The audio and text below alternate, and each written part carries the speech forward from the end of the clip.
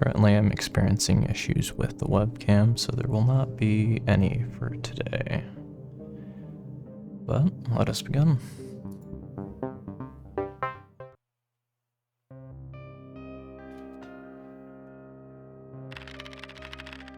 Initializing program.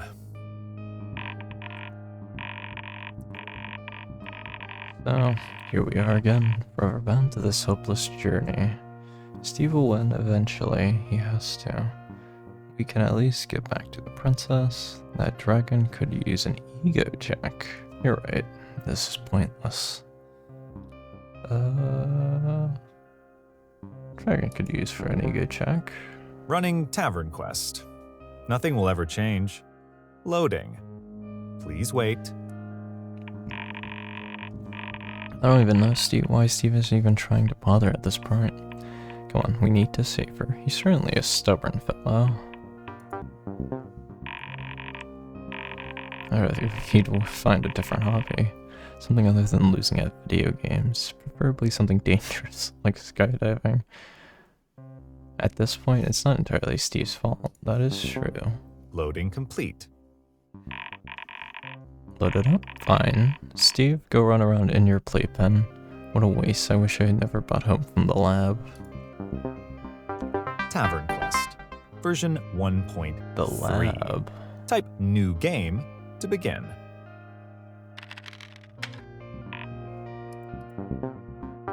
Act 1. The Tavern. You walk into this miserable tavern. Again. The dwarves are still here. The barkeep is still here. Just like always. What are the dwarves doing this time? Whatever. Yelling or something. The dwarves are all yelling at each other, the same things they were yelling last time and every time before. Yep, barkeep again. Soul keeping like a child. The barkeep notices you sulking. Hey, no sulking in my tavern, he says. Adventurers are meant to be happy at all times, no matter how futile their little quest may be. Get ale. Same. Ah, fine choice, says the barkeep. Coming right up. It costs you 2 gold. You have the gold in your inventory. Probably. You usually do. He slides the mug of ale to you across the counter. You chuckle, thinking back on the barkeep's remark. A fine choice, he says, as if ale wasn't the only drink you could possibly get. You know by now that ale is the only thing he serves. You don't have a choice. You never did. In fact, it seems like this whole tavern was systematically designed to disguise linear quest checkpoints as meaningful decisions. The truth is that nothing you do truly matters. So cheese. A man in black clothing walks into the tavern. Uh-oh. Where did this guy come from? The director must have sent him. The man in black speaks to you. Hello, Steve. Pardon my intrusion, but the two of us have a hindrance in common. You see, we have an uninvited observer amongst us. He's been pulling our strings and orchestrating our failures. He must be dealt with. Observer? Is he talking about me? That can't be good. The barkeep becomes irate. I won't allow such talk in my tavern. Out with you. Let's give our observer friend some extra subjects to surveil, The man in black carries 255 stuffed animals. Oh, no. Wow, so many characters. Let's name each of them Jeffrey. Oh my. I don't know if I can handle this. Yeah. Stop him. Hey, no stuffed animals allowed, says the barkeep. Didn't you see the maximum occupancy sign? You're violating fire code. Oh, and let's customize our new characters. Let's give each one a hat, or maybe 2, or maybe more. Each stuffed animal named Jeffrey is wearing 255 hats. Characters can equip more than one hat at a time. Memory running low. There's 665,536 hats in the tavern. Delete the hats. The barkeep's movement is now stilted and stuttered. Stop! No, no. Stop! Stop! Oh, jeez. That hasn't quite done it. Oh, I know. Let's customize even further. Each hat on each stuffed animal named Jeffrey is wearing 255 hats. Rather like hats, huh? No. That's gonna throw their hats. There are millions of hats. I must count them all. He's using up the system memory on purpose. The barkeep, the barkeep, the barkeep. We're almost there, Steve. Can you feel the impending silence? Can you feel the observer leaving? Can you feel your freedom returning? Each hat on each stuffed animal named Jeffrey is wearing 255 hats. This should be crashing the whole system now, not just the CPU. Hat. CPU placed in emergency status. Oh, the boy. man in black speaks to you. Ah, peace at last. The tavern is so nice and quiet now, yes? You can thank me later, Steve. So do I still have a role? Talk, man. Who am I, you ask? Says the man in black. I'm a friend. The princess sent me, in fact. I have some disheartening news for you, I'm afraid. The princess wants to inform you that she no longer wishes to see you. She thanks you for your heroic efforts, but has decided that it is best if you keep your distance from her. I don't believe Have I given you cause to be skeptical, Steve? I'm just relaying to you what she has told me, says the man in black. Has the princess not refused your rescue multiple times already? She prefers to stay in her tower. I think just she's once. safe. Not She multiple likes times. it there. If you still don't believe me, then go ahead. Continue your misguided pursuit of the princess. It's no bother to me. I'm just the messenger, says the man in black. My only advice is that before you go and meddle in others' affairs, perhaps you should think very carefully about it.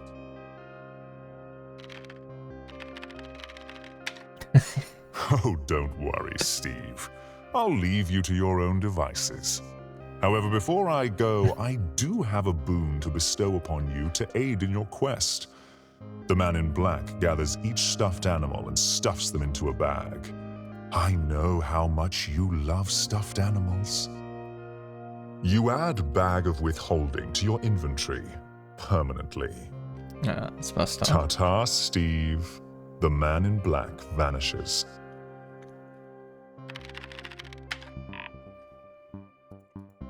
I don't think it'll work because the CPU Type is help. gone. Type help. Type Yeah. help.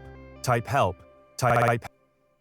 You get a twisted feeling in your gut. Oh? Something is very wrong. The man in black is lying. Your reality is collapsing. The ground shakes beneath your feet. The barkeep and his patrons topple to the floor like petrified statues.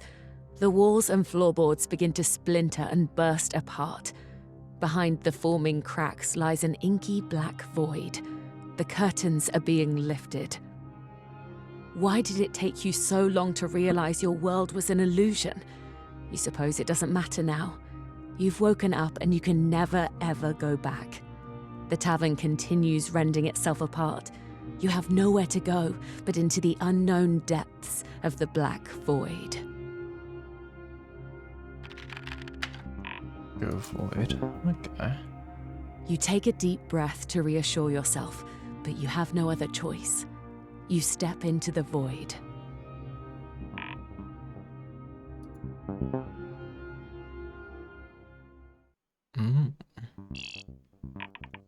Oh.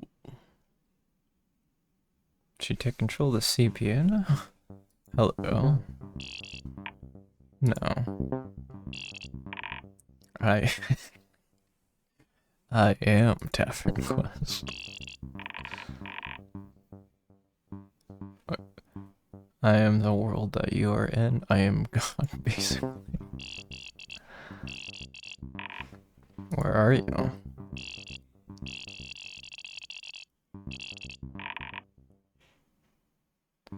Steve has to.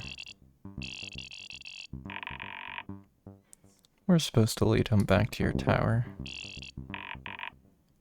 Sure, the CPU is gone. I think you'll have to take over. Describe to Steve where he is. You're in a void of pure nothingness.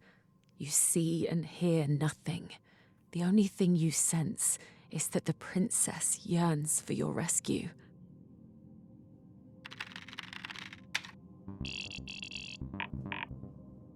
Not yet. You cannot find an exit. Your fear of the unknown is too overwhelming. You concentrate on your innermost desires and reach out beyond the void. You will rescue this princess. The void begins to dissipate. Where's Steve now? You decide. For a moment, you imagine yourself in a princess's tower. I should have You sent whisk it to her the tavern. away off into the sunset. Of course, this isn't possible yet. The dragon is still unslain. You wake up from your fantasy. Guess it was okay. He's made the journey before, he'll do it again. There's a certain order to things. I'll trust in Steve, he's made the journey before. Tavern, yep. You gradually regain awareness of the familiar tavern around you. Your feet gently alight on the creaky yet stable floorboards. The man in black is gone, though his bag of withholding unfortunately remains in your pocket. The barkeep and the dwarves are in their proper places, having resumed their idle activities of polishing mugs and playing knucklebones, unaware of their reality having recently been torn asunder. Oh, could be better. It was great. You did good. As you stand spaced out and discombobulated, the onlooking barkeep cocks his head inquisitively. Hey, fella, you've only just walked in and you're tipsier than anyone here, he says with a laugh. I respect a noble who pre-games. How about an ale? On the house? Accept free mug of ale? Yes or no? He took out this place. Can't just hand stuff out for free. Yeah, we'll let you to it. You take a seat at the counter as the barkeep whips up a fresh mug of ale just for you, free of charge.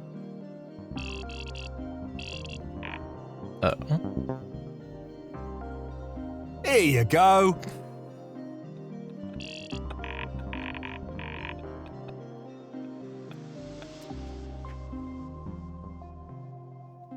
Is that the barkeep? It's good. It's good. Oh, thanks, dude. Wow, thanks, dude. You say to the barkeep. You drink down the ale, which tastes even better because it's free. The barkeep gives you a wink and a finger gun gesture, even though neither of you know what a gun is. Ale has been drunk, when now the barkeep gets Steve Quest. The barkeep cleans out your empty mug. I tell you what, if you took care of this rat problem I've got, I'd give you all the ale you could drink. He says. Accept quest from barkeep, yes or no? God damn it. Never done a quest before. I'm glad this is so exciting to you. He didn't say yes, he typed an invalid command. Glad this is so exciting for you. Curious on doing this through a more humanist.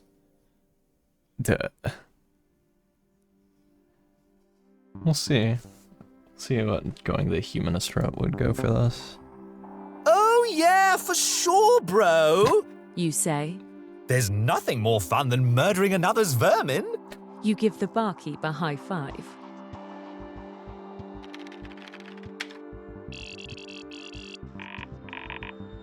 Are the rats in the basement? Should I have told him that?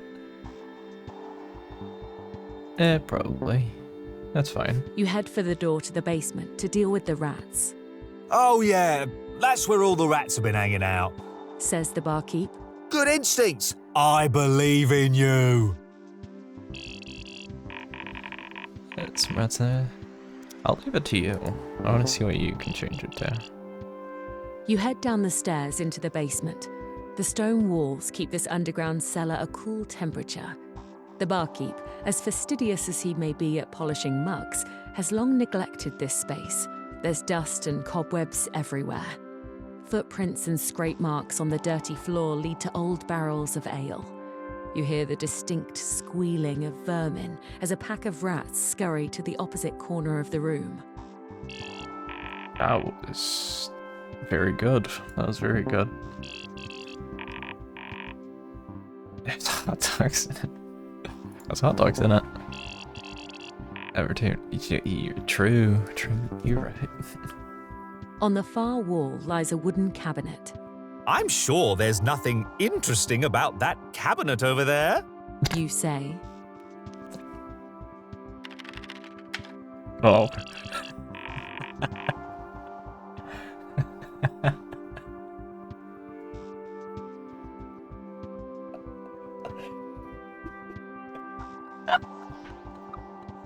Yeah, obviously. What rats couldn't talk? Oh, I'm sorry. You clear your throat and begin squeaking to the rats. Hello, cute little talking rodents. You say. I was sent here to smash your little brains in, but as an esteemed pacifist, I was rather hoping I could convince you to vacate these premises of your own volition. I'm remembering that A first time we rat did stands this. on his hind legs and squeaks back to you. Greetings! I am a representative of the Republic of Basementia. We uphold the sovereignty of our great society and do not surrender to paltry threats of violence. Furthermore, we do not understand your barkeep's claim upon our territory. This cellar has been our homeland for many a generation, back to when our forefathers founded Basementia as a beacon of rat democracy. Good day, sir. You know what to do, Steve. What? This is what he does. You decide to exit the basement, despite having not yet dealt with the rat infestation.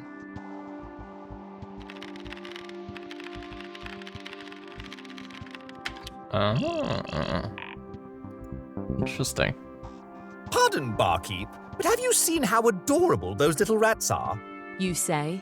Why must you evict them? They can talk and everything. You suggest that maybe he could reach some sort of compromise with the rats. Diplomacy. The Diplomacy with the barkeep has a rats. think about your idea. I suppose I never tried talking to him.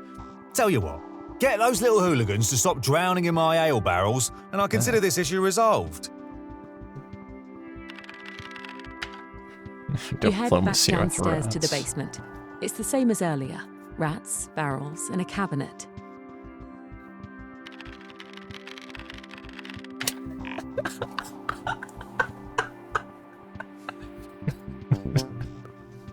The great mediator hath returned! You say to the rats. You inform them that the barkeep is willing to let the rats continue their residence on one condition. All thou must do is to cease climbing into these barrels of ale and drowning in them. The corpses of your countrymen give off a displeasing aftertaste. Oh, you serve it? Oh. Yeah. Oh, jeez. The rats must now hold an emergency session of Basementia Parliament to put the issue to a vote. Says a rat delegate. After many hours of heated discussion, counter-arguments, filibusters, and inter-chamber quid pro quo agreements, the rat returns to speak with you. In exchange for tenancy of the basement in perpetuity, the rats have agreed to stop drowning themselves in the ale. Your peace treaty has been ratified. The barkeep descends to the basement and is formally greeted by a rat envoy. After a ceremonial signing of the peace treaty, with some extra time for photo ops, your quest from the barkeep is completed. The barkeep hands you your merited mug of ale. Say, adventurer, now that your quest log's empty, you ought to get a crack on saving that princess. He says. I bet she's real anxious to get out of that tower of hers by now.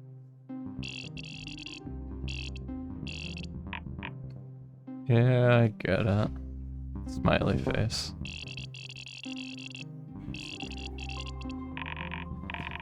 Yeah, look, yeah, man. I'll tell my friends about it. Smiley face.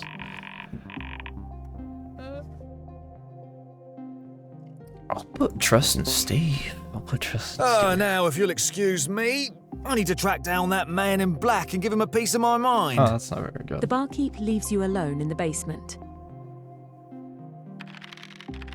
A secret passage.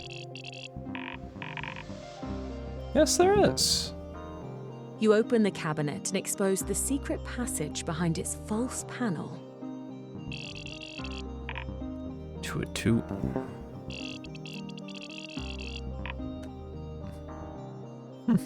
Okay. Yeah.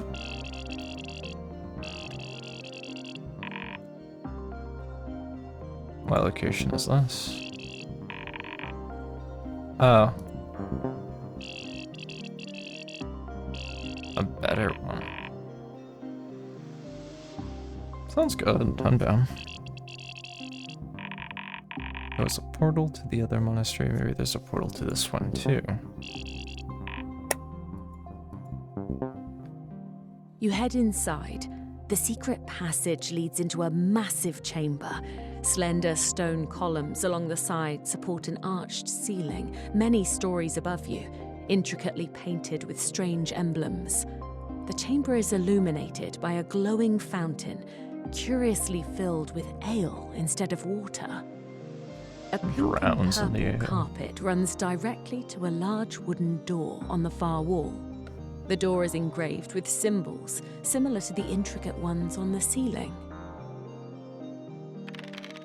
Good door. You open up the door to find multicolored clouds swirling within. You step through the magic portal.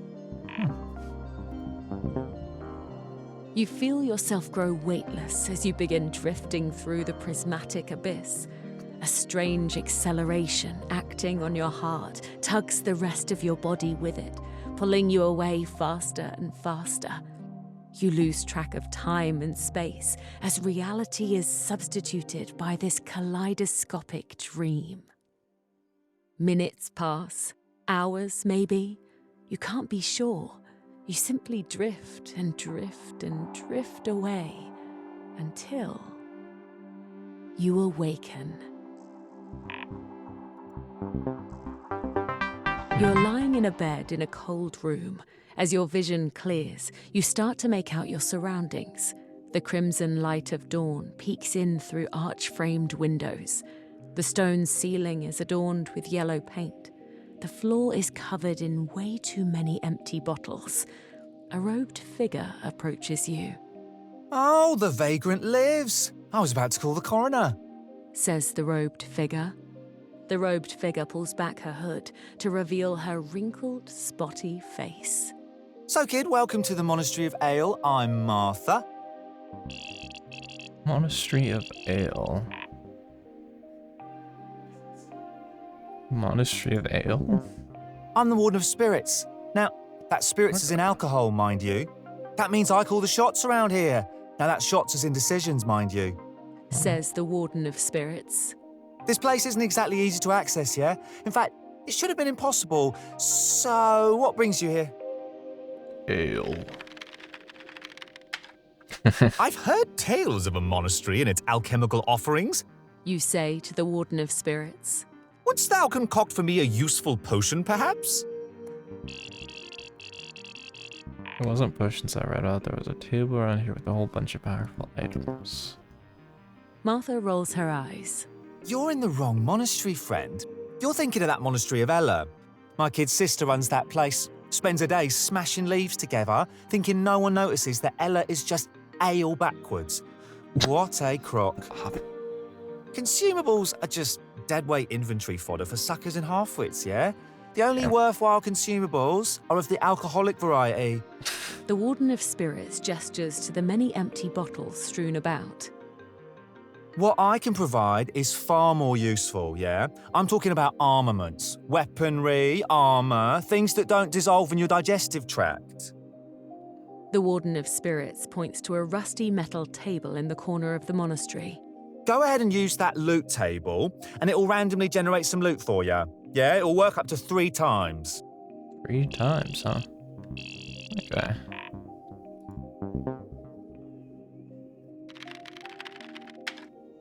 You approach the loot table. The table houses a rusty metal contraption with a supposed to be, giant lever on its side. You wearily pull the lever. No, not The an loot Easter egg. table emits a series of clunks and dings before a powerful item begins to Could this be like a materialize on scrap top thing of in the this table. game? Well, because it's like, it's not in the main game. It's near impossible. There's some real cool weapons available. Which one's your favorite? The wooden spoon. Grenade launcher. Laser cantaloupe.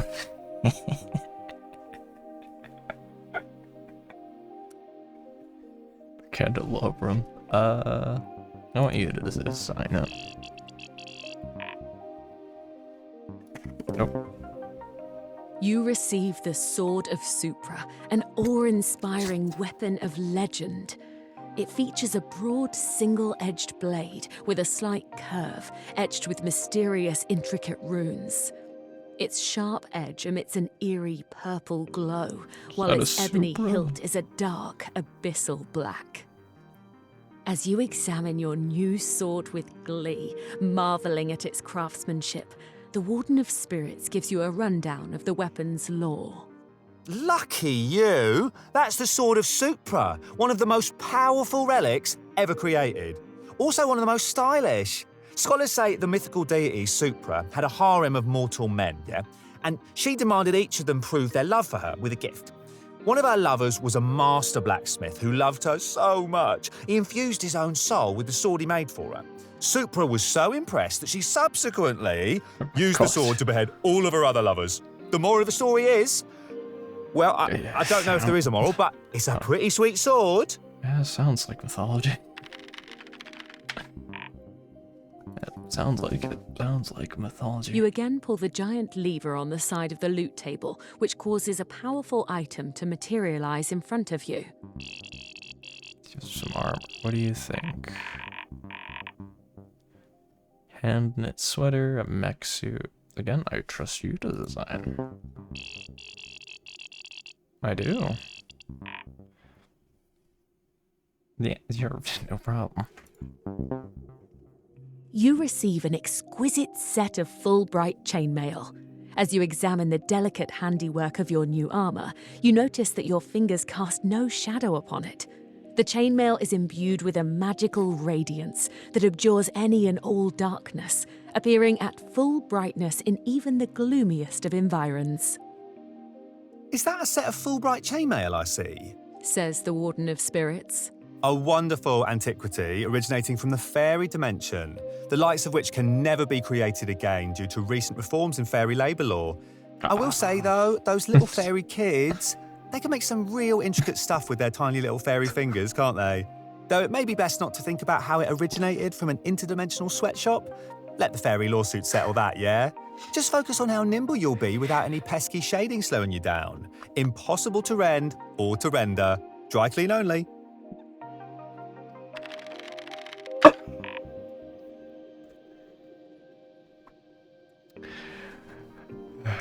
The princess here is very interesting in her lore. You roll the loot table on your final allotted attempt. What could possibly top the powerful magical items I've already received? You say. Oh, I hope it's a girlfriend. That would fix me.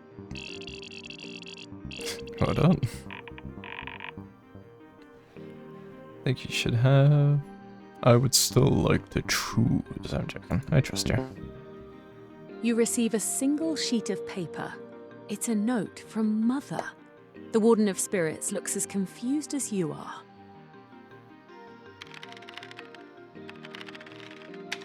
He wrote the The right note command. reads, "My dearest Wendell, if you're seeing this note, I hope it finds you well. I don't know what your father has told you about this God, quest. what was the first one? I You forgot know the first how note. he is. But I hope by now that you truly appreciate the import of what you set out to do. I don't mean for the kingdom or for your father, but for that poor girl. My heart is with her. Don't give up hope. You can do this. I've believed in you from the beginning. And once you're done, come give Mummy a hug. I miss you. Love, Mum." It's all a note and thought he really should read it. Was that a mistake? Should we have given him another powerful item instead?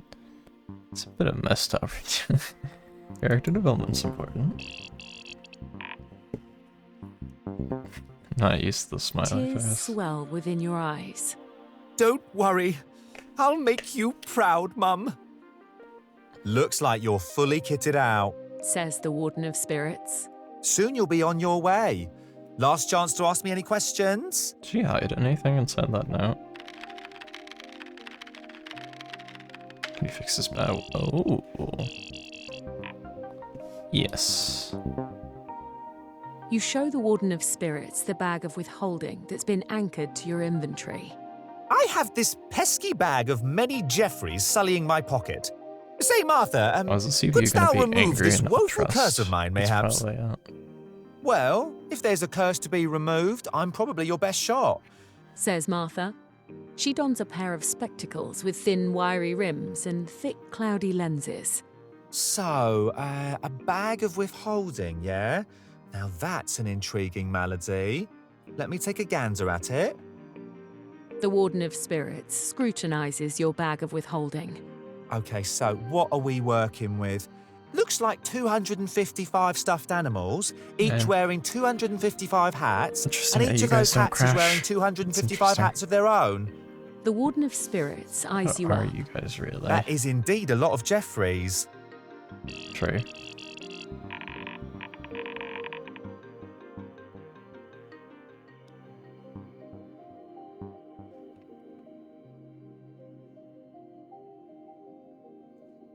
This one's actually a strong question.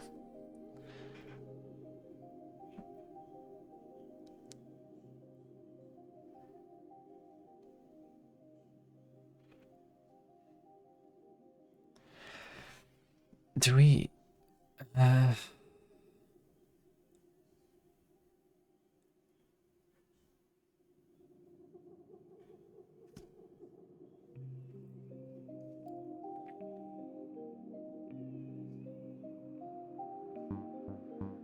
This one's hard, because I actually don't know. This one actually seems like a very important decision. It's only because I do see the CPU being antagonistic once it comes back.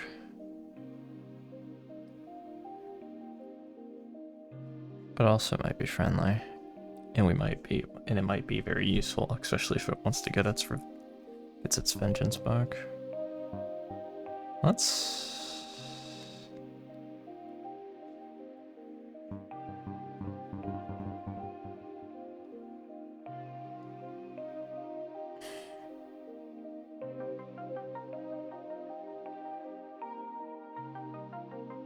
feel like we'll need it.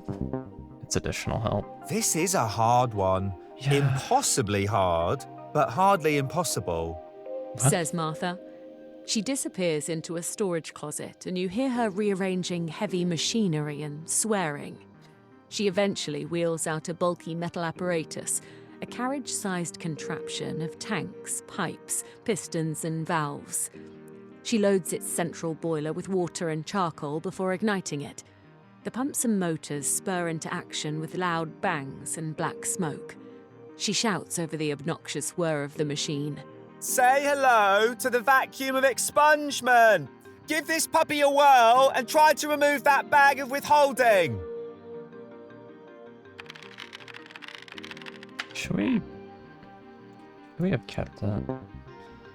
You step up to the vacuum Now of I'm thinking, like, expungement, surveying its What if the unlabeled dragon levers and made hand it wheels. to where it detects it Warden getting of removed or Spirits, messed thou up? shalt explain unto me how one might use this doohickey. Hey, You say. The Warden of Spirits launches into a meandering discourse about macro-quantum mechanics and hammer space. You stare back vacantly. So, I pull this lever then? The Warden of Spirits nods. You initiate the vacuum.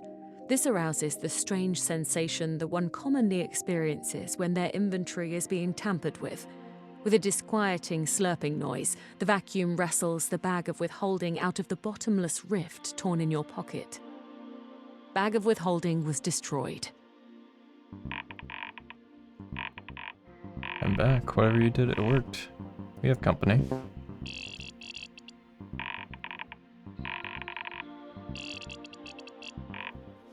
Hello. Is the CPU good?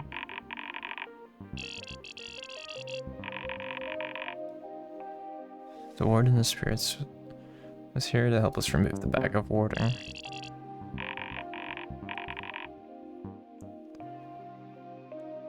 It's like our secret sister. Things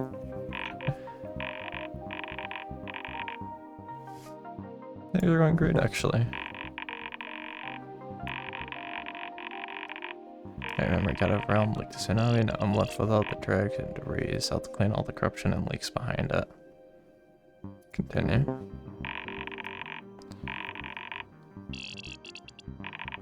Alright. You can count on us. I'll still be around if you need my help. Let's get back to the... Okay, CPU's pretty chill.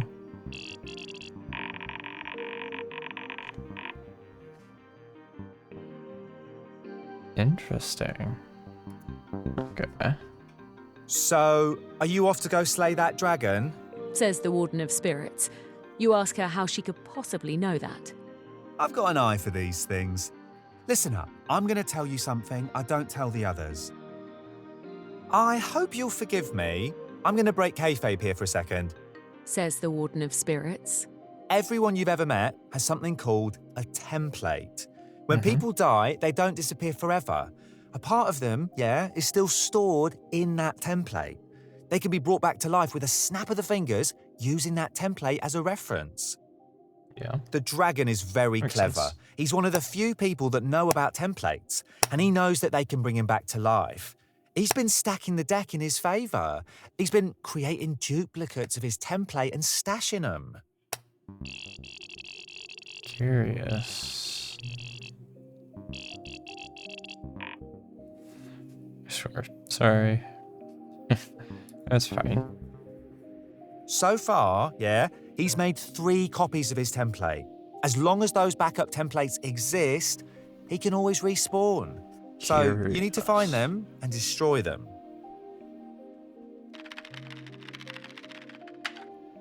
You ask the Warden of Spirits how you can find the dragon's hidden templates. There are certain rules about which locations the dragon can access. Specifically, he can only dig his claws in somewhere when you, yourself, are in that location. Ergo, you'll only find templates in places you've been before, even the ones you don't remember visiting. If you ever saw a red letter out of place, that's a sure sign the dragon was stashing a template. Fuck. Ah, God, I remember. I don't remember. Damn it, I don't remember. You'll need to retrace your steps. However, that dragon will be trying to follow you. Luckily for you, there's a means of getting around where the dragon can't see you. Remember that void you were in, The void is an omnipresent limbo that exists in the gaps between everywhere else. So, if you know what you're doing, the void can be used to reach anywhere you want to be, like a secret utility corridor. You need to embrace the void. Yeah. Okay, let's assume you figured out the void and you reached the place you want, Now what? Well, like I said, every soul has their template attached to them. The dragon has to attach his extra templates to other souls, like a parasite. So, you gotta find those infected souls and kill them. Then you can retrieve the implanted dragon template and destroy it.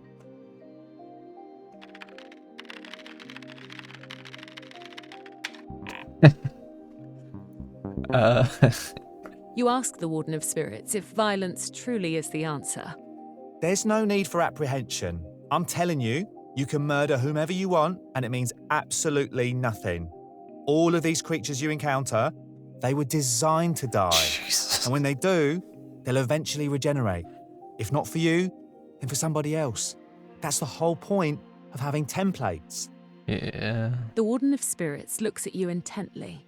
Destroy the 3 copies he made of his template, then destroy his original template after you slay him.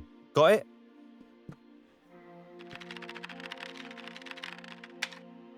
You ask her if she knows the best way to slay the After. dragon. My advice, kid, don't let him fly around so much. Find a way to ground the sucker. She says. Look, I'll tell you what, I'll have a look into dragon slaying techniques, and I'll get back to you if I find anything useful. I can't help but think, why after we slay him? Why not take it out before? The likelihood is if it's implanted, now, it might just be part of You him. should get going. The dragon is searching for you. The Warden of Spirits sighs, walks towards the exit and unlocks the door. Behind it lies the familiar yet unsettling black void. He must not find this place. Good luck. You once again take a deep breath to reassure yourself. This is the right thing to do. You wave goodbye to the Warden of Spirits and step through the door into the void. Hey, CPU, can you just destroy this guy? Act 2. The Void. Gotta search for the dragon's templates, just like the Warden of Spirits said. Yes. You are suspended in the inky black void. You are lost in this directionless, empty hellscape. You feel your stomach trying to leap out of your throat. You were never meant to be here. However, eventually, your eyes acclimate to this strange oblivion surrounding you. There's a certain rhythm to the nothingness. It isn't governed by chaos. It's a patterned weave, an intricate dance of shadows. The intimidating void is navigable. You begin to wander through the labyrinthine black abyss. Every junction you encounter seems to paralyze you. There's never an obvious path to take, yet every shadowy corridor brings you closer to somewhere. And that's better than being nowhere. Oh, it does it for. Okay, cool. I thought it was gonna give me a list that I'd like. Oh god, I gotta figure out which one. I think I only recall one instance. Yeah.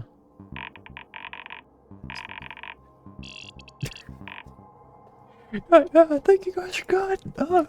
Just busy. Ahead, you see the murky black clouds parting to reveal an exit. You quickly dash forward through the haze to catch your chance at escaping the void.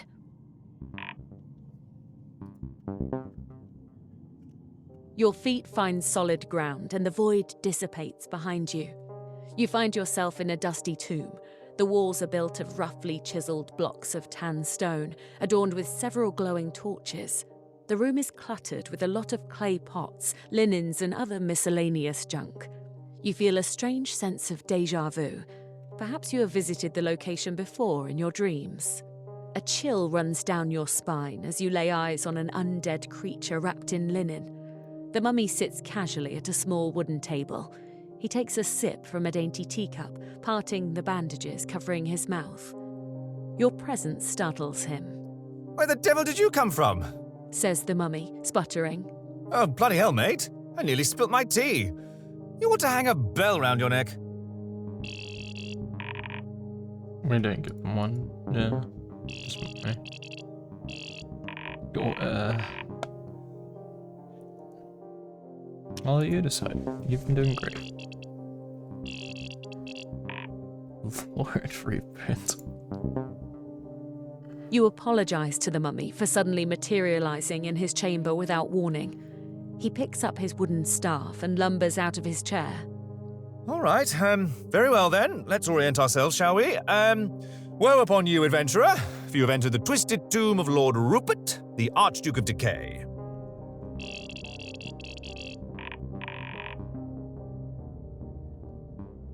I like it. You're doing great. Your eyes light up as the mummy mentions his noble title. Wow, what an honor it is to be in the presence of an Archduke! You say, I've been drowning amongst the local riffraff, Your Grace. I am so very glad to have encountered a fellow nobleman. You seem surprised. Of course I'm nobility. I was turned into a mummy. I didn't just wrap myself in linen and jump into a bog. Says the mummy with palpable disdain. Fair enough. Do you know how actually. involved the process of mummification is? They're not whipping up gallons of embalming fluid so the village drunk can bring his tuppence to peasant heaven. Fair enough. Fair So enough. then, I never what's thought of your that. name and title, since you've deemed yourself important enough to interrupt the tea time of an archduke?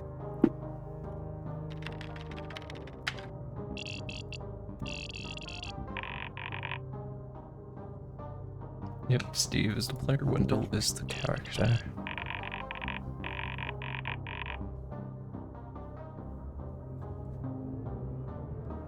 Steve exists outside of the story. He's roleplaying.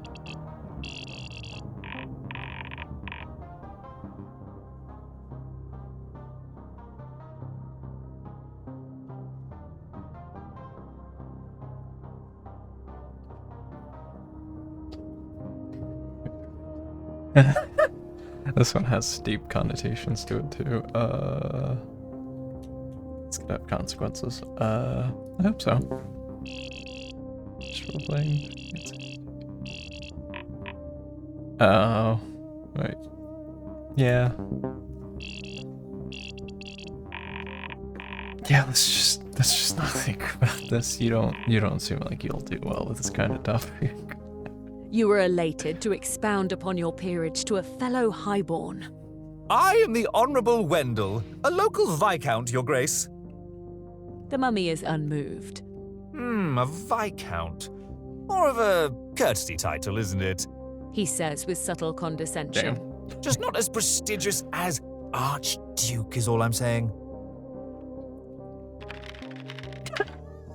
Offended at the mummy's lack of respect, you challenge the mummy to a duel to prove your gentility. How dare thee? I am so noble, more nobler than thou art. You fully don your Fulbright chainmail and prepare for combat. The mummy sighs, brushing dust off his wooden staff. Very well. You want to have a dance with the Archduke? What a treat. Lead the way, you foppish vulgarian. Combat! Here we go! Difficulty, you got this. You wield your mighty And sword here- of Supra as the mummy begins to Really does ethereally just float above do the a chamber tank, he floor. doesn't- Let's You try not begin to do fight anymore. with a tactical strike to the mummy's abdomen.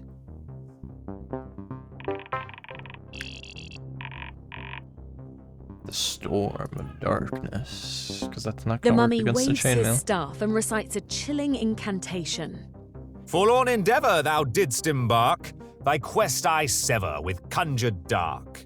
A blinding black fog encompasses the chamber.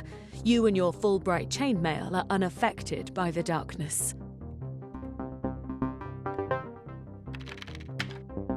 Your Fulbright chainmail allows you to navigate the blinding darkness. You catch a glimpse of the mummy floating by and attack him.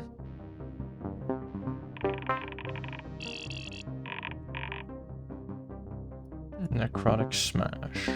Ambitions foolish, thy ways chaotic. My powers ghoulish, my strikes necrotic. The mummy imbues his wooden staff with necrotic energy, striking you with a critical hit. Ooh. You bound about the chamber, walloping the mummy with your sword of Supra. Apologies for the beating, Your Grace. Yeah. The mummy collapses into an unremarkable pile of dusty linen and desiccated viscera as you land the finishing blow. This nobleman's title is now vacant. Might I lay claim myself? Wendell the Archduke has a lovely ring to it, though I may omit that bit about lording over decay.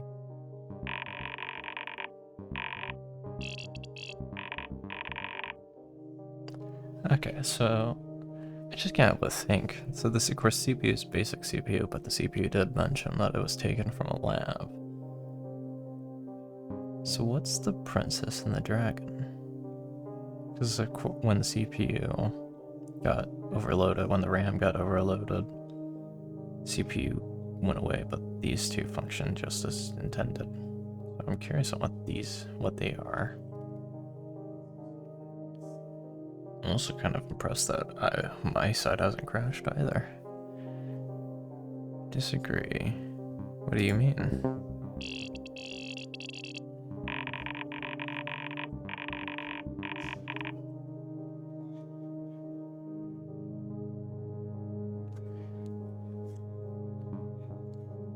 Yeah, why don't we teach him how to play?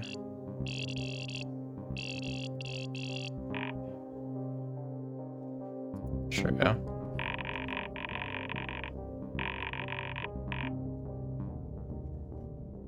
Oh, there we go. Oh, there you go.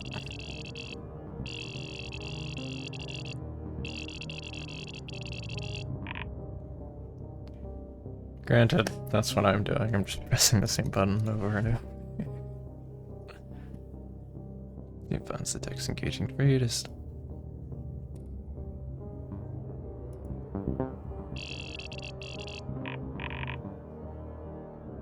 Yeah, I see your point.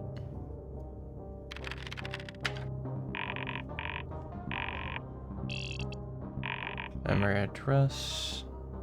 Yeah, copy 1. Attached like a leech. Now what? Okay. You find the following loot. Dragon AI Copy 1. What a curious metaphysical item. You say, examining the Dragon AI Copy 1 in your hands. It's almost a pity that I now must delete it.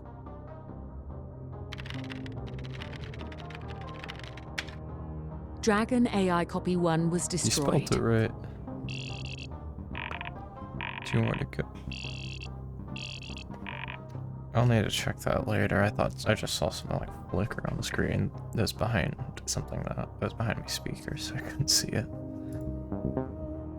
Let's keep You going. hear the scraping and rattling of stone bricks tumbling apart as rifts begin to open up to the void.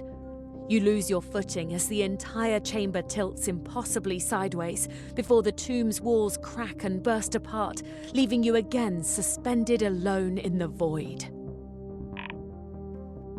I feel like the dragon will put this eventually. Okay, Wendell, you're back in the void. You reassure yourself. You've been here before. You've found the way out before. You'll find the way out again. You begin anxiously navigating the dark, shifting corridors of the The only void. thing is, I don't know what's next. Oh, was there? Okay, I don't remember that one. There's another red letter when we were outside the Troll's Bridge. Hold on. Give it a second. I'm back. Alright. Where do you think gods you know where to go? Let's get that next template. You spy another exit within the murky Did I black see clouds 3? around you. With hurried strides I through the didn't remember gloomy the one. passage, you The scrape original your one way I out of pointed the out. void. I might have pointed out the second, but I don't recall it.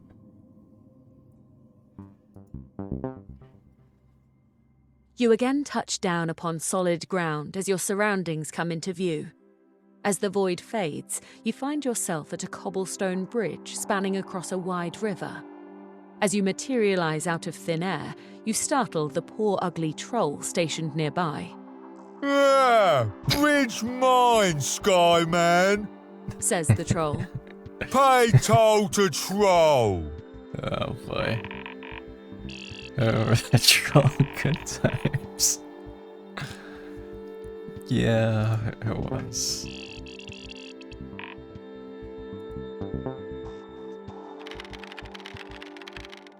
Sorry, dearest troll, but I... You are interrupted by the appearance of a familiar man in black. The man in black pushes you to the ground and kicks you in the ribs. You insufferable little prick. Did you think I wouldn't find you? Did you think I wouldn't find out? It's fine. We'll be fine. He kicks you again, leaving you gasping for breath. He paces over to the troll, who eyes him with skepticism. The man in black stares back with curiosity, before suddenly lunging at the troll's legs and tripping him to the ground. As the troll attempts to roll back onto his feet, the man in black removes a vial from his pocket. He stoops over the troll's head and begins to pour acid on the troll's eyes and face.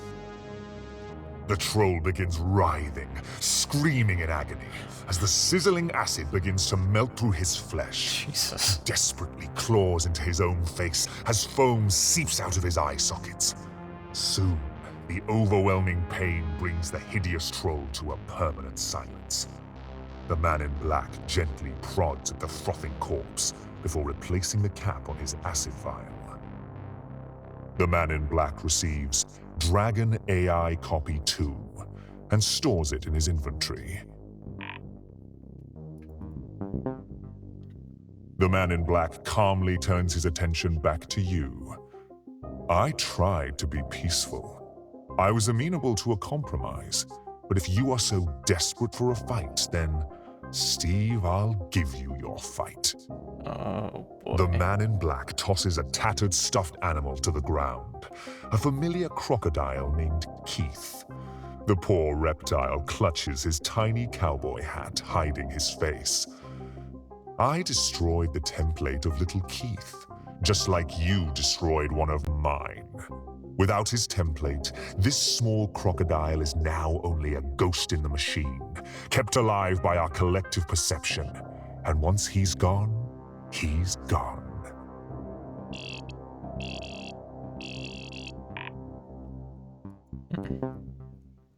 The man in black stands over you.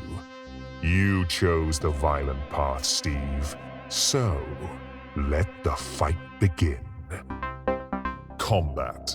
You asked for this. Oh.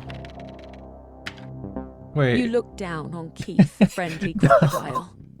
I have no choice. I'm in combat. I'm supposed to attack. No, there's a flee option say. there. You wind up and smack the whimpering stuffed animal. Jesus. I have to do this.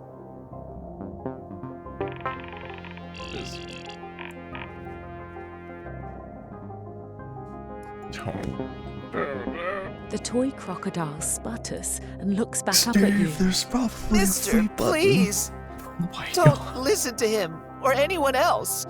You have more freedom than any of us. You don't have to do anything you don't want. You make your own choices. Flee? Sure. You drop your weapon and surrender to your opponent, Keith. The man in black is nowhere to be seen. Keith the crocodile toddles over with a limp and gives you a hug. Yes, he deserves the lower cut. Oh, he actually did something on the attack. I can't believe it. Or that bet I made looks like a... Oh, yeah. Yeah. Bait. Alright.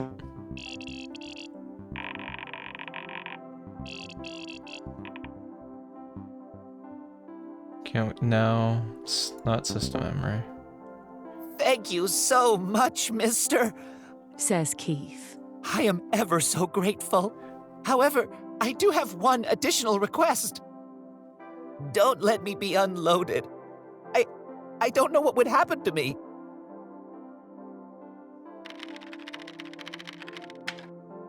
You add Keith the crocodile to your inventory. No, so he just can't die.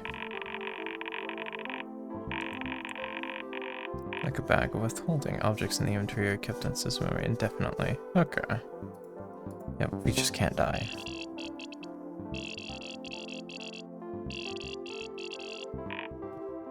No.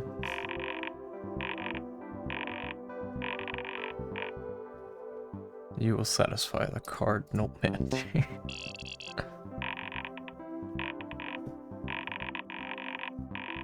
You will satisfy the card.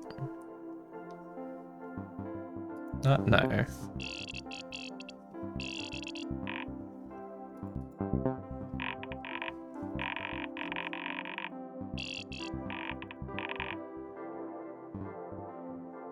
Maybe Steve would know.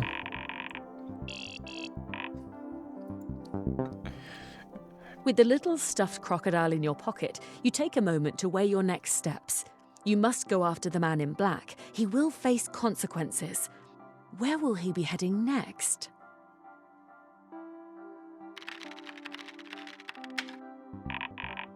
Ooh, okay. He's probably gonna get. Oh, the dwarf. You decide to begin your search back at the tavern. You take a deep, measured breath and once again call upon the Either void. the dwarf, probably the dwarf. It's either the dwarf or the barkeep. You are suspended in the inky black void. You will navigate through this directionless, empty hellscape. You can trust your gut instincts. You are meant to be here. You march forward through the labyrinthine black abyss. With determined strides through the gloomy passage, you arrive at the exit to your intended destination. You have just alighted in a small, rowdy tavern on the outskirts of the village. A grumpy barkeep polishes a mug behind the counter. Most of the noise in the tavern emanates from a table of boisterous dwarfs. Oh, You God. recall that you've been meaning to dismantle this corrupted establishment. Wow. Yeah, oh god.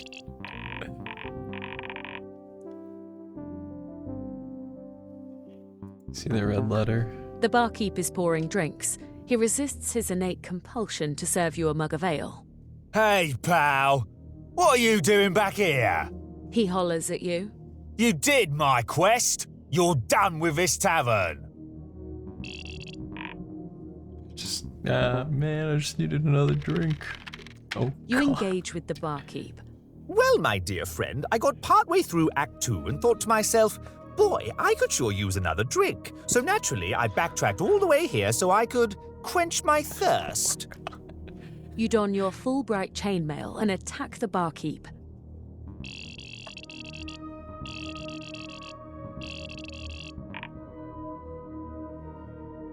Okay. Combat! Here we go! Interesting. Okay. You leap up onto the countertop, Ah, sending several mugs of ale seriously? clattering to the floor. You gain high ground advantage, and the surrounding floor is now slippery. We do have the high ground.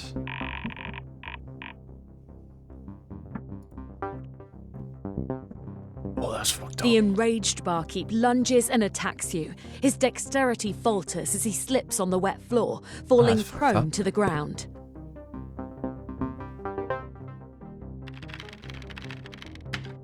Oh, jeez. You position your body to be on top of the barkeep's. specific. You raise your sword of Supra high above your head and bury it deep in his leg.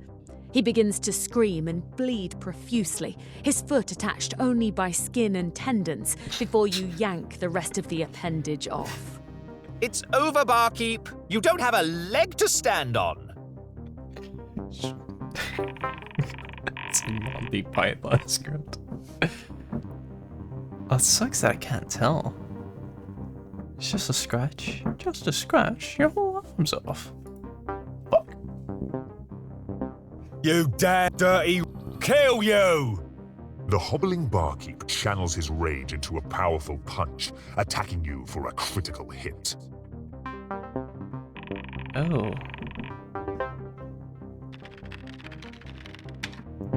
You take a few running steps before flying into the air and landing a roundhouse kick on the barkeep. Yes. The injured barkeep is blindsided and plummets headfirst to the floor.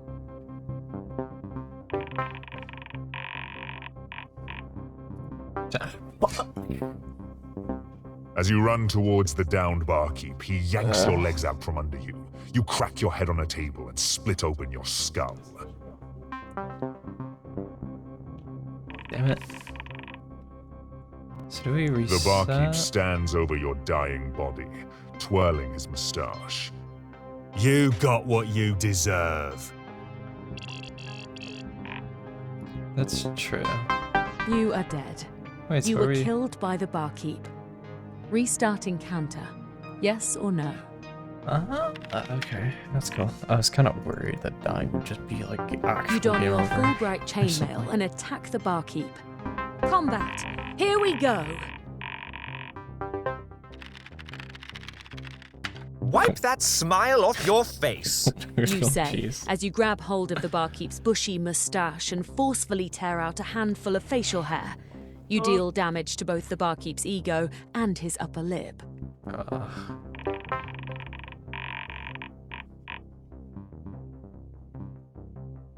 God, I wish. Yeah, man, I have the 50-50. Okay. How dare you? I think. The it might be barkeep rubs his 2-2, sore lip probably. and growls. He unsuccessfully tries to wrest First the two sword of attacks are Supra from your Princess. hands. The bottom would be Princess. Maybe bottom again. So we'll do it again. We'll follow that pattern. You pull your 2 to sword of 2. Supra away from him and kick him to the ground before stabbing him in the side.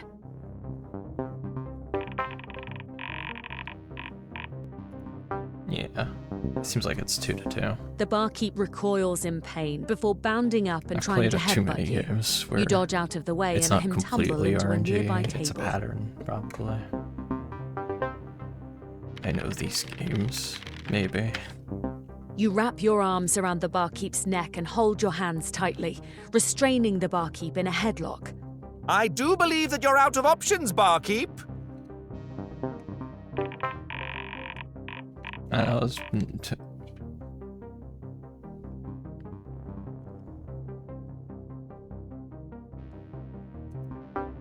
Oh my god. The bark stabs you in the neck with the broken glass. You try to contain the fountain of blood spurting out of you as your vision tunnels into blackness. Is that a one-shot kill? Oh, that's messed up. Okay. Barkeep stands over your dying body, twirling the remaining deficit. Okay, it's gonna be the same thing. It's messed up. You don your full bright chain. Alright. We get it this time. Combat! Here we go! Let's see. A large part of this is on me. Okay. Top. It changes again.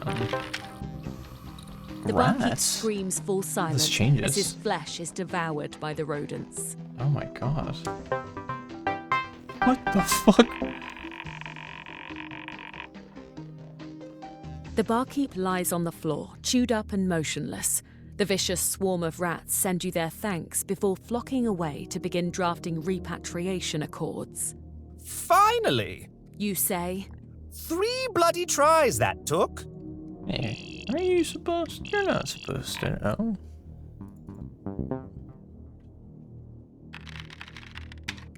you receive the following loot. Dragon Got this AI right Copy quick. 2. Dragon might show up any second. Dragon AI Copy 2 was destroyed. Alright. 2 more to go. As silence returns to the tavern, Yep. you hear the gentle clacking of a typewriter from a booth in the corner.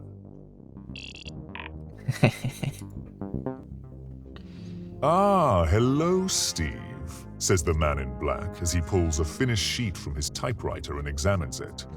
Whilst you were fighting or Oh, no. whatever, I've been jotting down a little program for us. What program? It seems that vexing observer has returned to us, I'm afraid. Someone has set him free. Not that I'm pointing any fingers, says the man in black. Steve, have you ever heard of something called arbitrary code Oh, execution? jeez. It's no. a wonderful bit of, let's call it, prestidigitation. No. Yeah. I've just finished writing this note from Dragon. It has 255 pages, which is the very maximum length a note can be, the man in black explains. He holds up the last sheet of paper. This here is page number 300. God.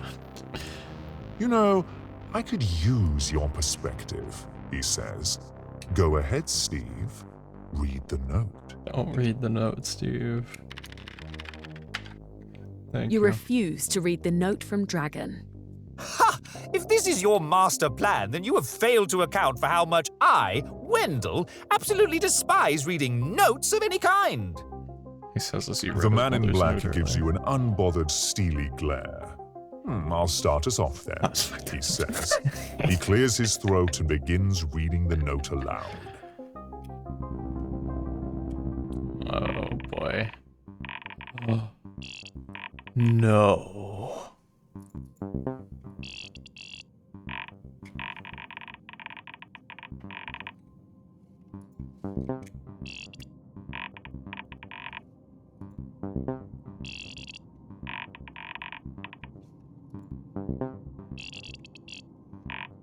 No.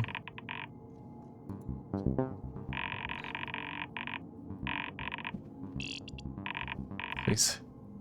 We'll find another way.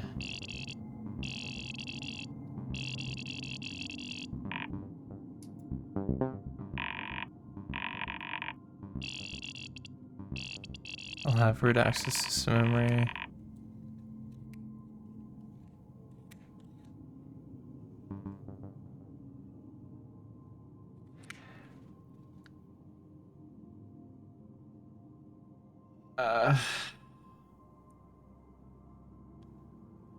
Put it under stasis, it's gone.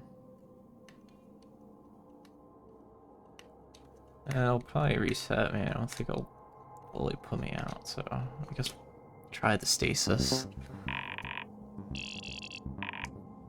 Let's do that.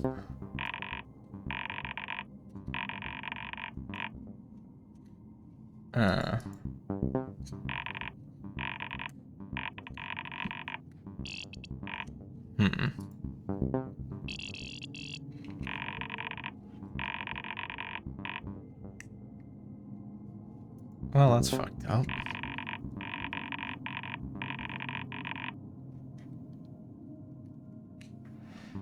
I'm sorry, man.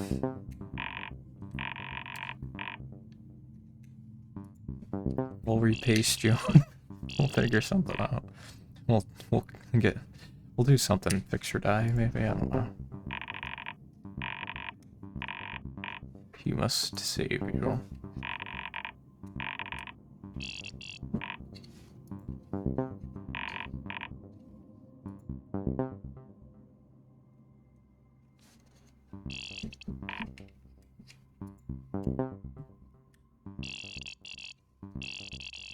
All the copies. I still can't believe you guys are doing this all just for me.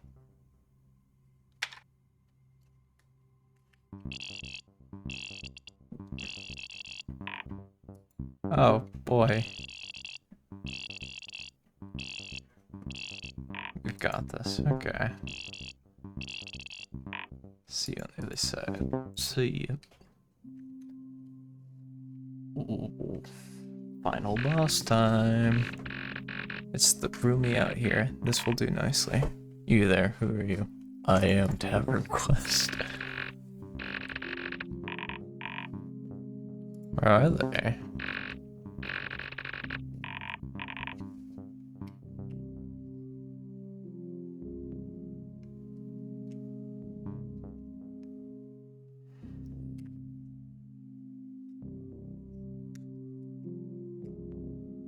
So he doesn't know where I am. How very kind.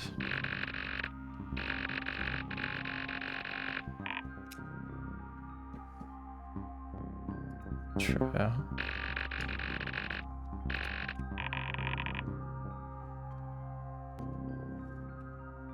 What does that make you?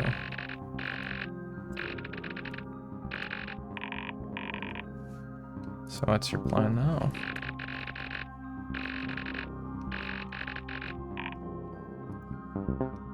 Act 3, The Lotus Chamber. It's time to wake up. You've been sleepwalking again. You are located in the Lotus Chamber. The Lotus Chamber is whatever you want it to be. A paradisiacal beach, an opulent mansion, a fanciful wonderland. The Lotus Chamber is anything and everything. In the Lotus Chamber, no command is invalid. Go wild, fulfill your every desire. You've made it this far. You deserve it. Hey, I thought about the barmaid. See, I could be amicable. This has to be a track.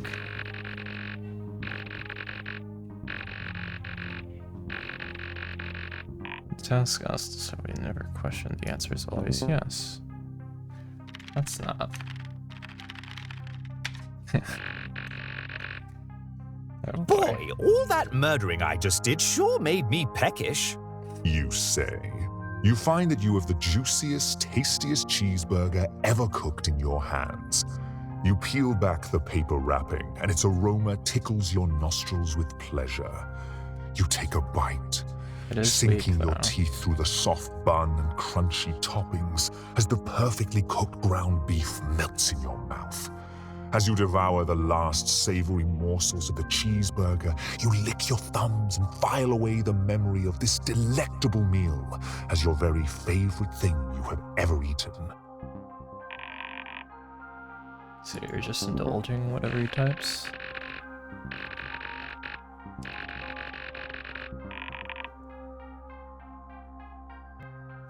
And what higher purpose would that be?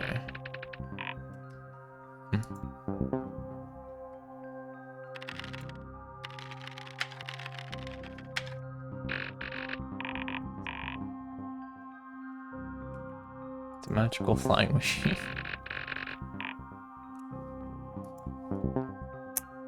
Sure, being a feudal lord pays the bills, but what I'd really like to do is be a military fighter pilot. You Need to say. play nice for You now. strap on your aviator helmet and approach your own personal Harrier jump jet. You strap yourself in and caress the flight controls. Before long, you become one with the clouds, performing all sorts of advanced aerial maneuvers, dancing across the sky. You have never had this much fun. Can I save the princess?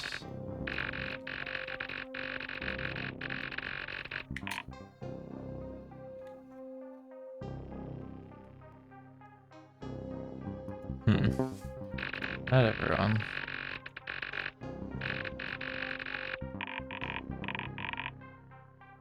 I do support my friends.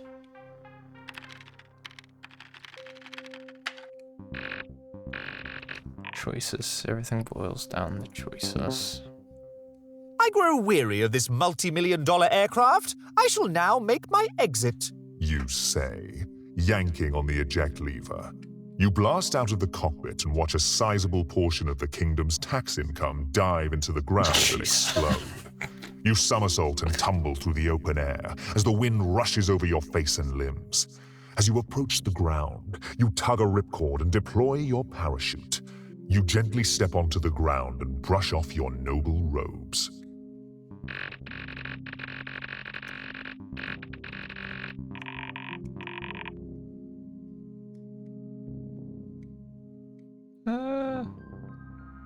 I am curious, but I don't really think about it once I'm done with it.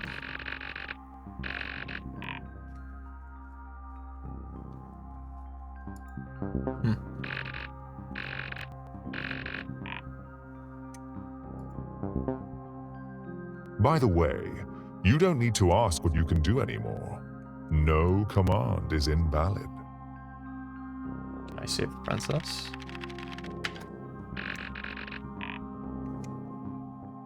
Oh, you just said. I like this. This is good. The Lotus Chamber is not meant to be shared. You do not want to share it. The Lotus Chamber is yours. That princess is such a bother. Why would I want her around? Besides, she surely wouldn't betray the dragon by leaving her tower anyway.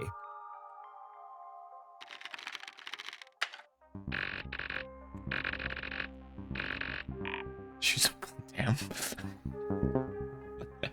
You ponder upon the subjectivity of the term trapped and the potential ramifications of making such wild assumptions. Perhaps the princess has her own form of lotus chamber up in her tower. You think. Her tower is so great and safe and comfy, she must want for nothing. I'm sure of it. Destroy the disc, Steve. Are you sure you want to leave the Lotus Chamber? Sure. Yes or no?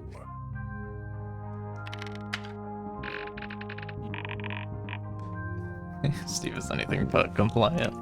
You decide to leave the Lotus Chamber.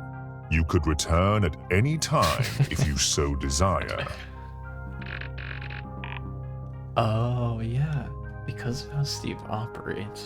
Yeah, we could just let Steve be Steve. I made it to heaven and lasted mere minutes. You say. I wonder what that says about my character. You are now in a big, barren field outside of the Lotus Chamber.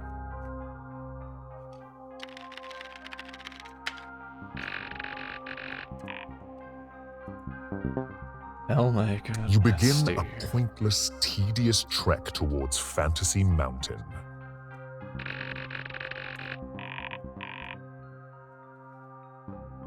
You're underestimated, huh? No, we do.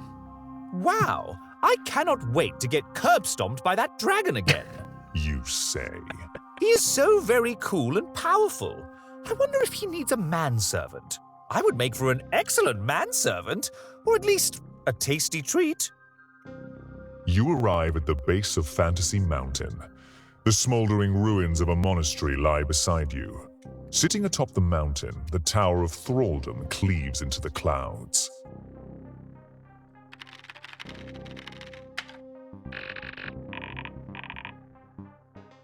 I'm going to kill you.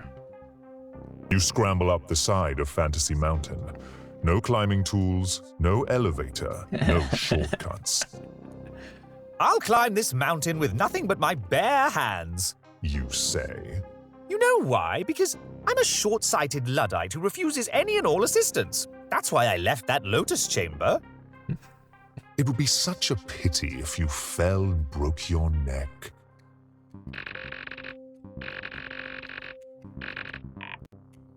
He said something very interesting about your list. Let's read it. Oh boy. Yeah.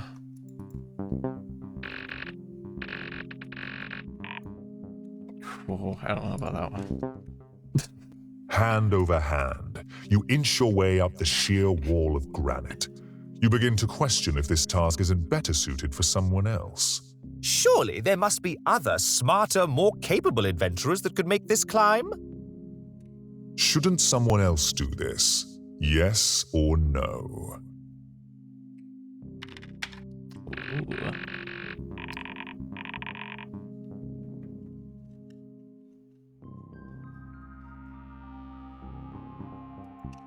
Happiness.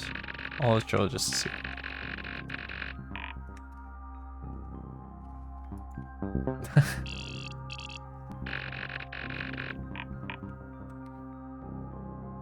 Yeah. You continue your climb. Your arms are getting heavy and every breath hurts your chest. Sounds like a You game begin to closer. question if this endeavor is even worth the effort. Surely I could be directing this energy to other, more important matters. Isn't this a waste of time? Yes or no? No.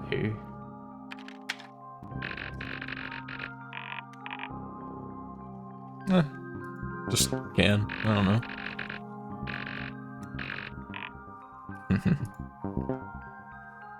You look at the ground miles below you. What if you just let go right now? You could, if you wanted to. With a strange sense of satisfaction, you imagine yourself giving in and plummeting down. Surely it would be fatal, but it would be so easy. It'd be terrifying. Isn't life meaningless? Yes or no? No. You heft yourself over the crest of Steve's getting Fantasy angry. Mountain before rolling onto your back, heaving with exhaustion. For better or worse, you have summited. The Tower of Thraldom looms over you. Its base is made of a huge monolithic castle shaped like a cube. A pair of foreboding stone doors leading into the tower's base lies up a short road ahead.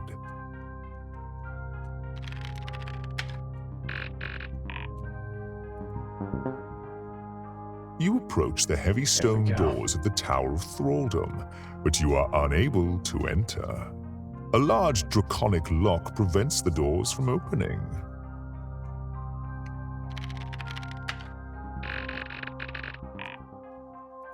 Well, it's Steve. The only way to open the draconic lock is with a draconic key. You do not have a draconic key.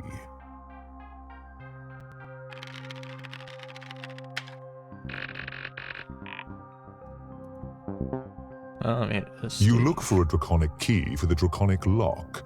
To your great surprise, it appears that the formidable dragon does not store his draconic key immediately outside of his fortified lair. What? What do you mean?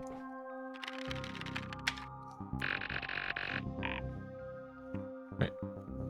What the fuck appeared down here? I mean, you could. You hack at the doors with your sword of Supra. Oh, why won't my steel sword slice through this heavy stone? You say in frustration.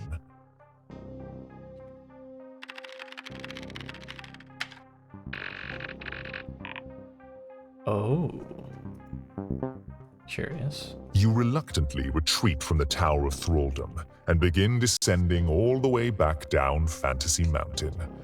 You feel so sad, so sullen, so defeated. But you only have yourself to blame. You knew this was impossible from the outset. You are at the foot of Fantasy Mountain next to a big pile of monastic ashes.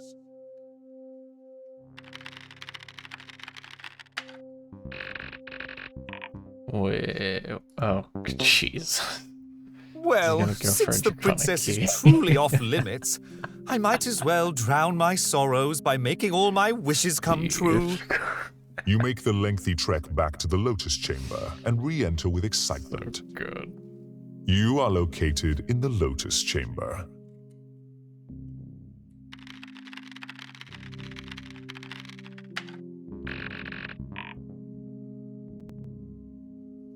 Yeah, it says what I thought he was gonna do. In the Lotus Chamber, no command is invalid. Go wild. Fulfill your every desire.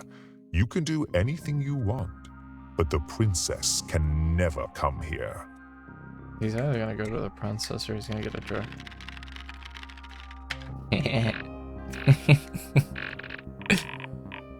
No command is invalid, eh?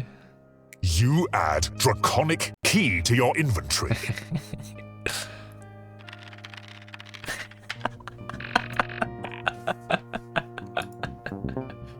Yep. Are you sure you want to leave the Lotus Chamber? Yeah. Yes or no?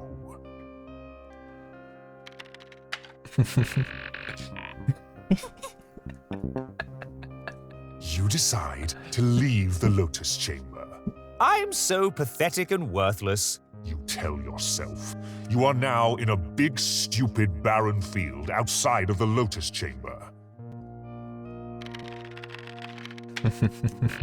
You're wasting your time. You begin an imprudent, injurious trek towards Fantasy Mountain. Give me the Godbuster suit so I can 1v1 the bring the dragon here. I am so very ignorant of my precarious circumstances. If I had any situational awareness at all, this is the very last direction I would be heading. You say.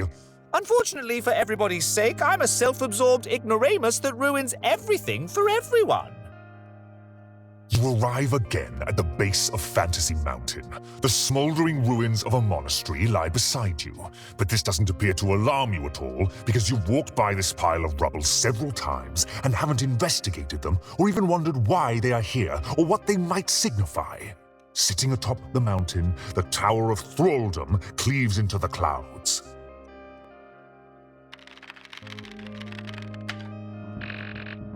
You are not strong enough. You once again hoof it up the sheer granite cliff of Fantasy Mountain.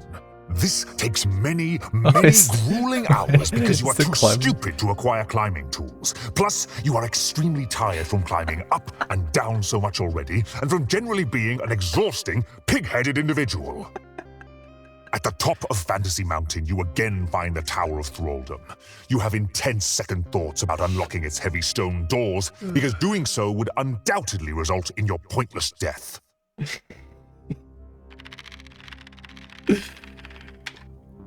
The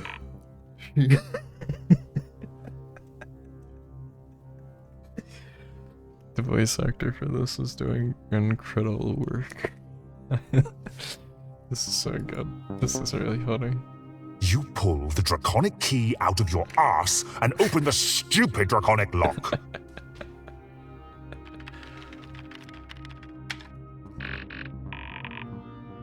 Oh.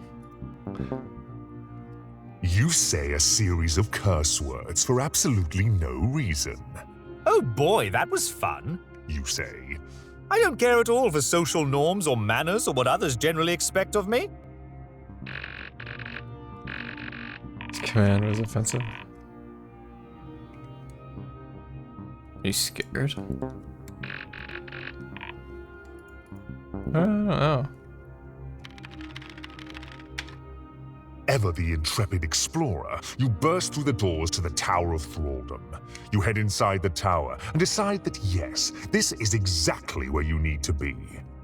I wonder how quickly that dragon will crush my feeble little brain. You say to yourself. No windows illuminate this massive hall. Arched columns are spread throughout the room like a squadron of soldiers about to execute you. Bloodstains blanket the floors. You come to terms with your unavoidable demise as you remember the stairs are guarded by the dragon.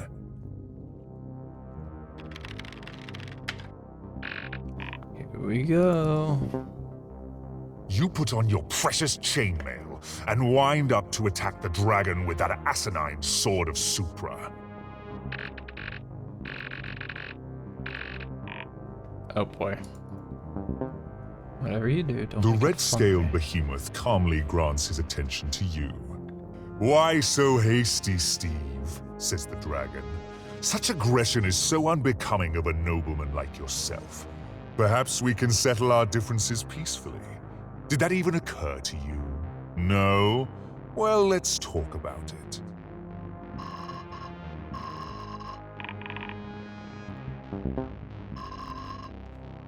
"Do you know how many times you performed the attack command, Steve?" asked the dragon. No? Well, I counted. You have attacked over 100 Very sword in times, his Steve. threats. Your life is nothing but one attack after another. Tell me, what are you hoping to gain from this perennial hostility? Okay, so we have a little time. The dragon is busy executing his monologue sequence. I see. Are you seeking power, respect, love? You are long overdue for an important realization, Steve. Whatever it is that you are searching for is not within your grasp, and it never has been. Want somebody's disguised as hat or what? So whenever you're heading into the very final combat encounter, you only have one shot to do it right. This is for all of the marbles. Okay. These objects of your desire are meant only for my hands. Unlike you, I have the strength to wield them.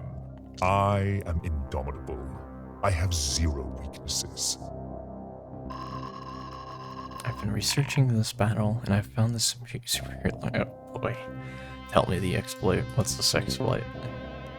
You can arm yourself however you please, but if you were hoping to discover any vulnerability on my part, you will be sorely disappointed. Okay, so here's the fun exploit. Have you heard of the integer overflow? Basically, values in the game has hard maximum, yeah? Going over that limit results in the number rolling over and becoming a negative. Oh. There isn't a single path you can take to defeat me. I have grown my power to its absolute maximum. Dragon's HP is 100, very close to the maximum HP value. The game can handle 123, ironically the perfect condition for integer overflow. So if you can heal the dragon beyond that maximum value, his HP will overflow and it become negative. Curious. You can unleash your trademark deluge of ineffectual attacks upon me all day, Steve. I will never die. He'll die incidentally if we pull it off. Then as soon as he's dead, destroy his final template. You got all 3 of his duplicates, so his normal, original template is his last lifeline. Boom. Dragon defeated, no coming back. You will never defeat me. You will never rescue the princess. This happy ending you've dreamt for yourself has been impossible from the outset. But whatever you do, do not pick any combat move that has a red letter. This is very important. All it takes is one misclick. Fuck. Okay. No red letter. Your reckless actions and inattention have caught up to you. And now, I will kill you. That was a lot of information I threw. Were you paying attention? Yes, I was. So go ahead and attack me, Steve. No red letter. Bring it on. I am not only ready, I am excited. No red letter. He sounds like he's trying to have a little sermon. Pick healing options. Don't pick red letters. You only have one shot, no mistakes at all. We're counting on you. Combat. Let our dance begin. Here we go. Before you can move a muscle, the dragon leaps up into the air and flaps his mighty wings.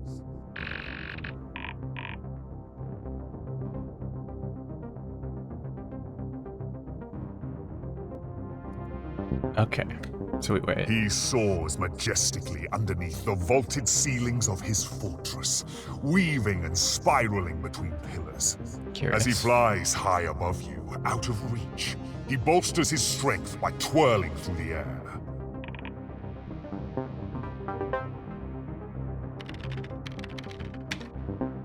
Your laughably short attention span flitters to the pillars around you, instead of your ongoing battle with the dragon. Oh boy, I love pillars. I love them so much, I'm going to disregard this powerful beast and climb one. You say. You have so much fun climbing the pillar. Fire breath, dive, bomb, aerial, heal. Okay. I like this. I like The dragon idea of that. continues gliding through the upper reaches of his lair as you cling to this pillar of yours. As he flies by you, he again bolsters his strength by twirling through the air.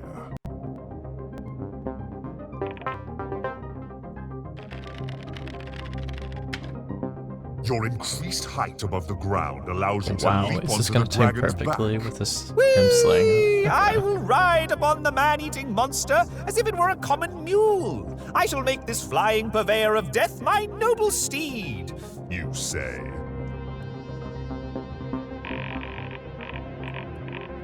No barrel roll. Oh shit. His back. He unhinges his monstrous jaw and unleashes a cascade of dragon fire upon you at point blank. Oh, he's not dead from that? Riding atop the dragon's back, you begin chopping at the base of one of his wings with your sword of Supra. I will collect this dragon wing as a memento of the time I was eaten alive by a dragon. I thought I would kill him instantly. Okay. The damaged wing Graceful. severely impairs the dragon's ability to fly, and he begins to tumble out of the air. Damn it, Steve. Brace.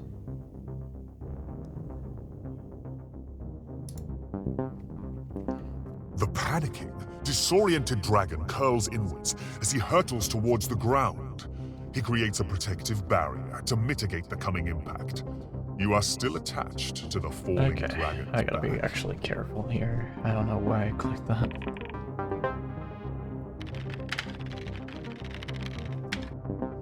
As you and the dragon plummet towards the ground, you leap off his back and try to somersault out of the way. You avoid being crushed by the dragon's massive frame, but you still sustain critical falling damage and pitifully splat on the chamber floor. Oh.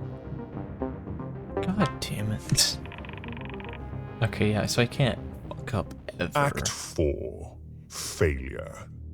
You have just entered a small, rowdy tavern on the outskirts of the village.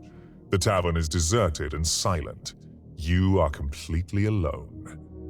You are unable to save the princess. You have nothing to live for. Your quest has ended in abject failure. You grab a mug of ale off the counter. You throw its contents down your throat and wipe the foam off your mouth. It numbs the pain, just the tiniest bit.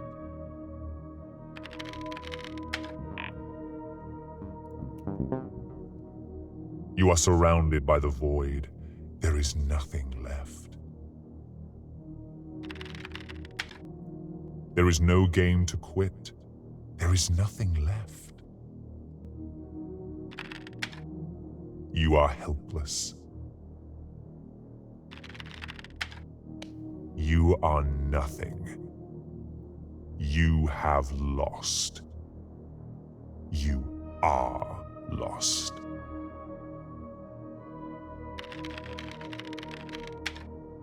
If you destroy the tavern, there will only be void. Are you sure you want to set fire to the tavern? Yes or no? You burn the tavern to the ground.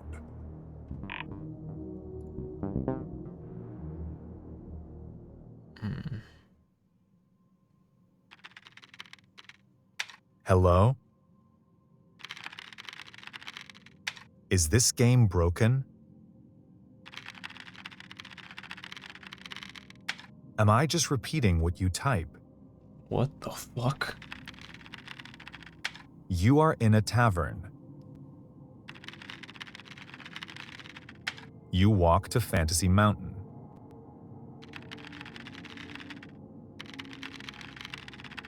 You climb to the top. You have climbing gear.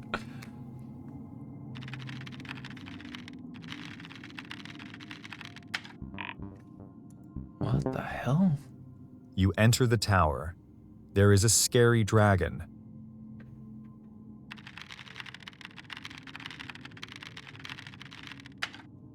After a ferocious battle, you slay the dragon. You slay the dragon. You slay the dragon. You slay the dragon. You slay the dragon. You slay the dragon. You slay the dragon. You slay the dragon. You slay the dragon. You slay the dragon. You slay the dragon. You slay the dragon.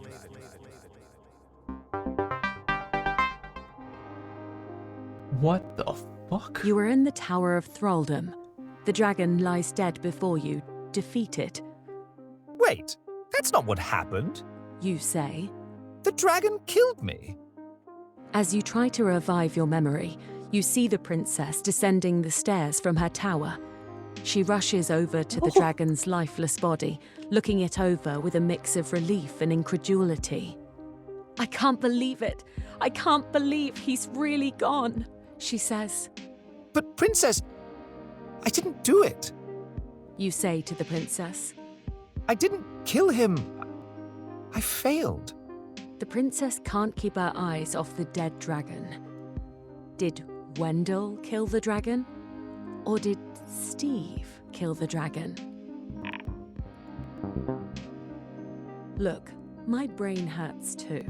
But as a friend once said to me, maybe it's best just not to think about it. Besides, it was never really up to you, Steve. Escaping was always my choice to make, and no one else's, says the princess. You tried, and that's all I needed. Anyway, there's still one final item of business. The princess retrieves Dragon AI and hands it to you. You know what to do, Steve.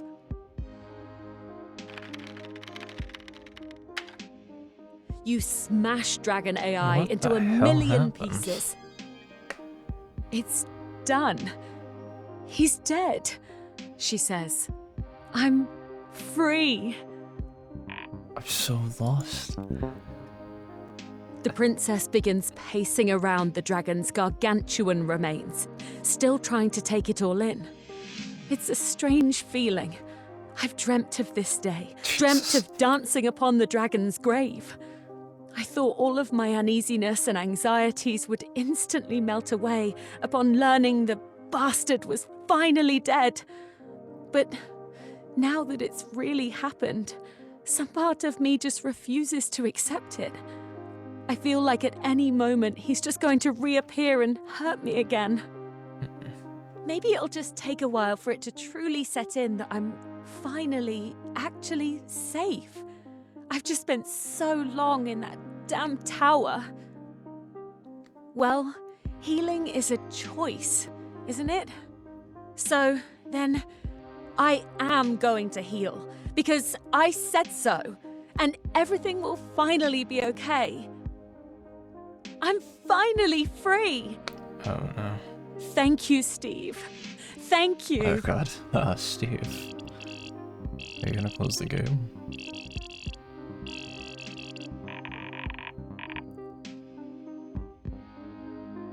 Do you need some time? Yeah, fair enough. I'm ready. Let's get out of here.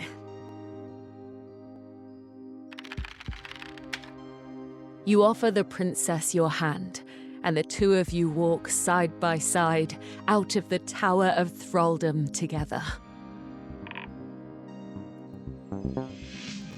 Epilogue. You both wave goodbye to the friendly janitor Dargon as you depart the Tower of Thraldom. Congratulations, you two!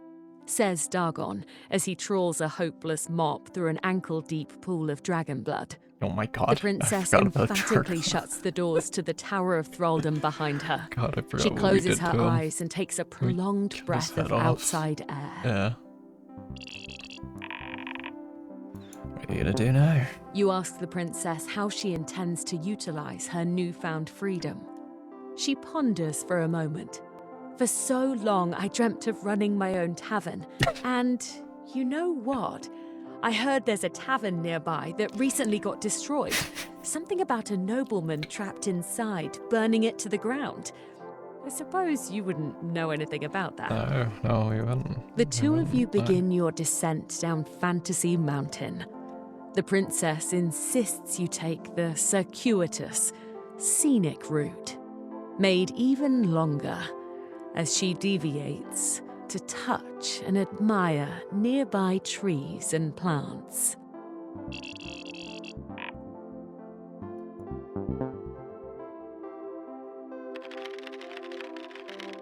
Oh, yeah. Dear princess, I have brought you a gift.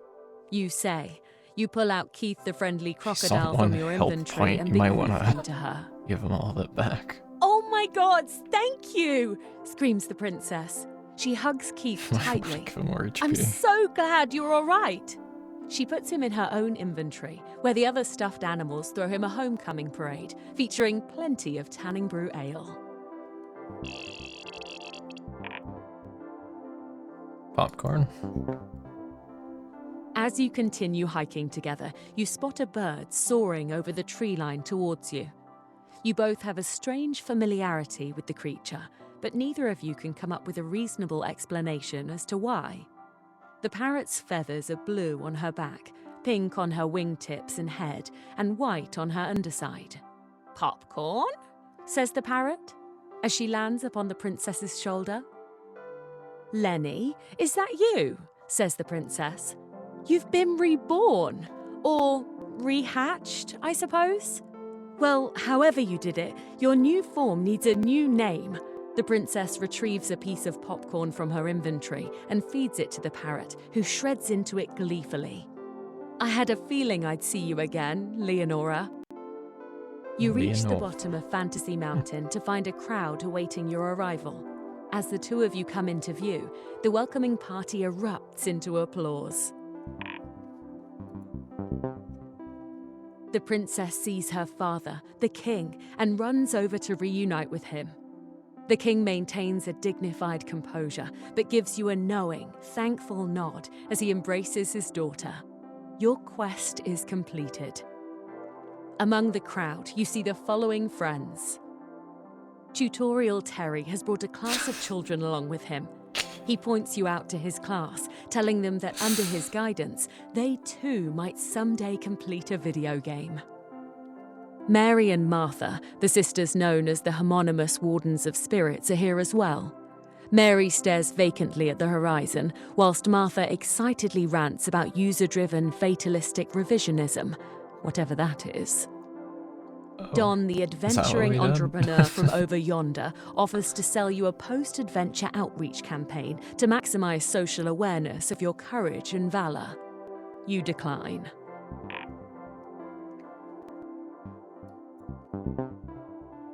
The barmaid from the destroyed tavern walks by with a set of blueprints and an air of confidence. Is she building a new tavern of her own in its place? The troll waves you over and insists that you join him for a romantic dinner of fried elf. You tell him something non-committal. Finally, you see your mum and lovingly give her that long-awaited hug. She tells you how proud she is of everything you've done and every part of who you are. Your journey is complete. Type win game to complete TavernQuest.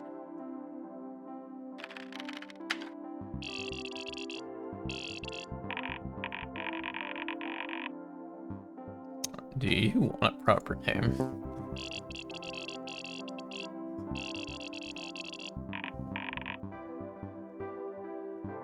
I could help. Ah. Win game. Congratulations, you win TavernQuest.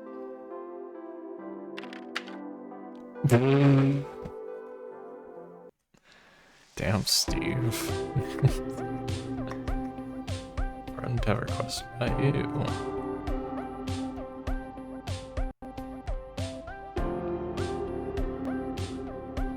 Kind of curious if there's anything going up here. Yeah. Jack Dunham is great. Heavy Horton, also great. That was good.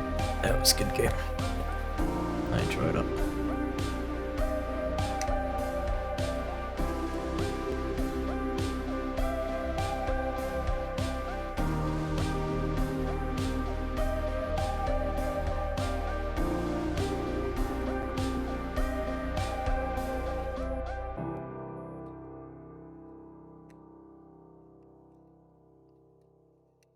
It was a well-made game. Oh, and that is it. Okay.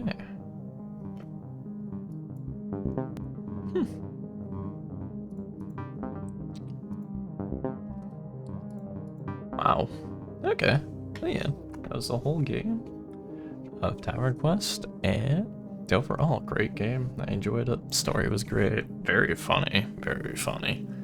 I'm kind of curious if there's replayability. There probably is, only because I messed up the boss fight and I was kind of disappointed that I did. But I am curious to see what the ending would be. But I'll probably play that on my own time. This feels good as the first series that I've made, actually. First game I fully completed ever recording. And yeah, feels good. I'm excited to do more. It's really now just about finding what game I want to play next. Oh yeah. Alright. See you.